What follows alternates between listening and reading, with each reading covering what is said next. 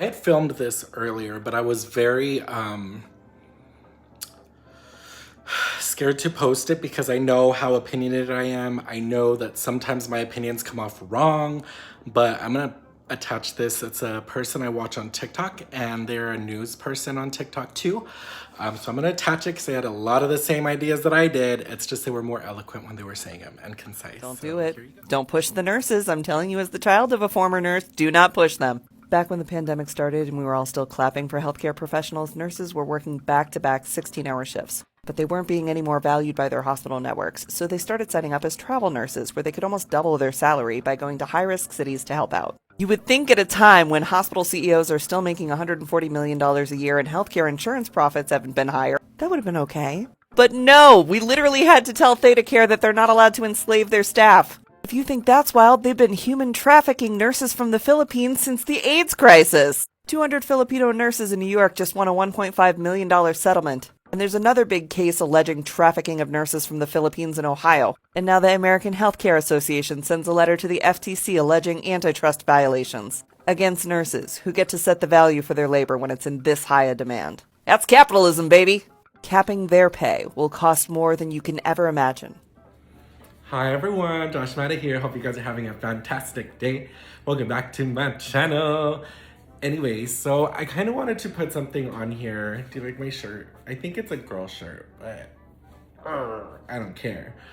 So I kind of wanted to talk about, because it's all in the news, it's all over my Twitter feed, it's all of this stuff about travel nurses and they're gonna be capping the pay and all this other BS. And I'm just like, you guys know what you're gonna be doing, because the travelers that I met, they all have a really good nest egg. And this is my first contract. I have no idea what's actually gonna be happening, but like, these people know what the heck they're doing with their money. Baby ones like me, I'm still trying to like pay off debt and make it so like everything's fine. But it's just like, you guys are really gonna do that. You're really gonna get rid of all of us. And I get what they're gonna try to do, because they did it before. They're gonna probably try to source from the Philippines, because that's what happened, I think, in the 40s or 50s or whatever. Like, nursing repeats its history so stupidly every time. Learn about your history. They teach it all in your BSN. But so they're gonna get rid of our travelers, right? So that's what the goal is to get rid of travelers, because it's not sustainable. But a lot of the money that the travelers are being paid isn't really coming from the hospitals. It's coming from all of these grants that the government started with COVID relief and all this stuff, because there's certain things that we look for as travelers for contracts that they're gonna have, how do I say that? Like, if they're eligible for crisis pay or not. Because those really big rates that you're getting are for crisis pay, because there's no one to help. So it's supply and demand. You want the supply, you have to pay for it because it's in demand. So it's like, I don't understand what their goal is, because a lot of people say, for me, I'll speak for me. So when I left my job, they said, don't tell anyone you're leaving to travel, because if you do that, you're ineligible to come back for like a year. And I'm like, okay, but I left in a good way. So I told him exactly what I was gonna be doing. And then I was like, I just wanna be able to come back because I have my nurse informaticist stuff that I'm gonna be doing. Like, there's so many things that are gonna be happening in the future, like long-term goals. And they're like, oh, well, we'll leave you eligible for rehire and all this stuff. So I'm like, cool. So then the thing is, though, is like, I leave, I have to be gone for like a certain amount of time. Usually it's anywhere from 6 months to a year. We'll say 9 months to a year. You have to be gone before you can be employed again. So what I tried to do is just transfer my outpatient clinic job into a PRN 3-4 times a month, 4 shifts a month, and then just stay with my company, because I liked my company. It was just like, I felt like I needed to go out and help, and like, there's all these things that were going through my head. Like, I want to experience what everyone else is experiencing. Like, there was so many things going through my head. So it was like all of that stuff. So if this comes true, I'm not going to be able to afford where I'm living. If they cap our pay, like, I'm maybe $20 from where my rate is, that I'm not gonna be able to live here. And I'm not gonna go live in the ghetto again, because that was really scary for me. And I just was very scared. So I'm not gonna do that. So I won't be able to live here. And if I'm not gonna live here and they want me to live somewhere sketch, no ma'am. So then I'm just gonna leave. I'm not gonna do it. I'm gonna go back look for a job in another company because I'm not going to be eligible for rehire. So we're going to go and cut our own nose off in spite of our face because we want to be able to lobby and we want that money and all this other BS. So it's like, hold on. Think about what you're doing before you do it. Don't let your people tell you what to do. Don't let your husband tell you what to do. Don't let your wife pressure you into something. Think about what you're about to do. Because if this is the reality that's about to come up, our system is going to go, pow. It's just going to topple because there's nobody here that's going to be able to do it. There is a way that I'm thinking, I'm forecasting, because that's how my mind works. I think of the big picture and I try to put this big, huge puzzle together. So I'm forecasting what's possibly gonna happen is that we're gonna end up getting a bunch of Filipino nurses, because this is something that's happened, I think it was in the 50s, 60s. So we're gonna source from them. We're gonna pay them a little bit of money. We're going to do that. We're gonna give them a little bit of money. We're gonna either do like a CNA to NP or RN program, and we're gonna pay them to do that. We're gonna utilize the staff that we have, because now there was PCT4s who were able to give out Tylenol. So we're gonna overutilize them, push them way out of their scope. We're gonna have them be med techs. We're gonna have team nursing, where it's gonna be one nurse, a couple LPNs, because that was something they also weren't doing, is having LPNs in hospitals. And now because of the pandemic, which isn't gonna go away, by the way, it's not gonna go away. So we're going to have, all of these things that they're gonna try to push and work and finagle so that they can continue to make that money, honey.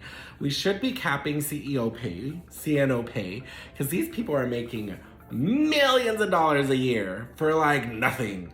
So it's like, what I know what's possible. I know that the outs, we're going to start accepting lower rates of pay because they're going to be able to force the Filipinas into it, the Filipinos. We're going to be able to force the rate of pay to go way lower, which is shitty because you're taking advantage of them.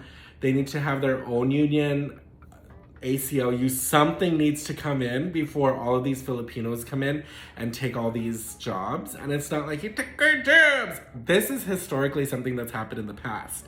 So I'm curious what it's gonna look like. I have long-term goals. Traveling was never something that's going to be my life forever because I just can't be away from my family like that. I just went to visit them and I had so much fun and I miss my family so very much. But the thing is like the people that I'm helping here, regardless how much you're paying me, they're not my people. They're not my culture. They're not my people. It's Arizona, so it's not too far from my people. But if it was really just about me helping people, I'd be helping people in my own state. But because of the traveler guidelines and all this stuff about 50 miles, because I don't want to get audited by the IRS and potentially get in trouble with them because I don't mess with those folks. I took a contract, a crisis contract, eligible for the crisis stuff away from my home. And I think it's just so interesting how all of these things are happening. And I feel like people are being very short-sighted about it. Like people are not paying attention to like big picture stuff. We gotta get the nurses back. We gotta get the nurses. There's nurse puppy mills. There is not a nurse shortage. There's a shortage of nurses that want to work for how you want to be treating them. Like that's the thing. Like there's not a nurse shortage. There's literal puppy mills graduating nurses every couple months. We have them line up with residencies in June, July. So if everything hits the fan around June, July, don't go to the hospital. You're gonna have a 50% chance of dying because the older nurses like us are not gonna be there to be able to catch doctor stuff because that's what it is. Resident doctors, that's what they're doing is they're learning. But then we're one of the safe, how do I say that? Like we're one of the safety protocols or we're one of the stops where we make sure that they're not going to give them 40 milligrams of morphine. Like, cause there's nurses that I'm just here to push meds. I'm just here to follow orders. There's that critical thinking. There's all of these things that it takes to be a nurse. You can't just be pushing meds because you have to think, okay, so I'm going to get morphine. What does morphine do? It's a vasodilator. It slows down your respiratory function. It helps with your heart. There's all of these things that happen when you provide a medication. So you have to be thinking about all these things when you're giving it to them. So if you're just a med pusher and there's a doctor that doesn't know what they're doing, you're just pushing meds, You're gonna kill somebody. And that's just the reality of it. You're gonna kill somebody. And that's the thing that I think, because we do have one of these open market systems, or like people just want to make money, which is fine. That's capitalism. That's how America was made. That's the basis of America. But you're not thinking, because you're just not thinking of the long-term goals and the repercussions of what you're doing. Or even if you are, because COVID's not real, you're getting rid of all these people, your voter people, like we'll say for, I don't know, I don't get political on my channel, but like the Republicans are killing off their voting people, the people that are going to keep them in power. Like, I get that people are upset with Joe Biden right now because he's not making his promises come true, but it's not like the president has full reign. Trump did a lot of dumb stuff because he was just talking, right? He was just talking and making things happen because he was talking about it and people were freaking out. But a lot of the stuff that he wanted to do didn't happen because the president isn't the all-powerful person. There's checks and balances. There's a lot of support from the Republican Party. And then after a while, they didn't even want him there. So they just stopped backing him. It's just a figurehead. So like there's all of these extra things that are happening, and not to be all conspiracy theorist or anything like that. But I'm just so fearful for what's going to come in the future, because I feel like bad things are going to happen. Bad things are going to happen. By Christmas, there's going to be so many bad things that have happened. Bunch of people dead. All of our grandmas and grandpas, our vulnerable populations are going to be gone. Social determinants of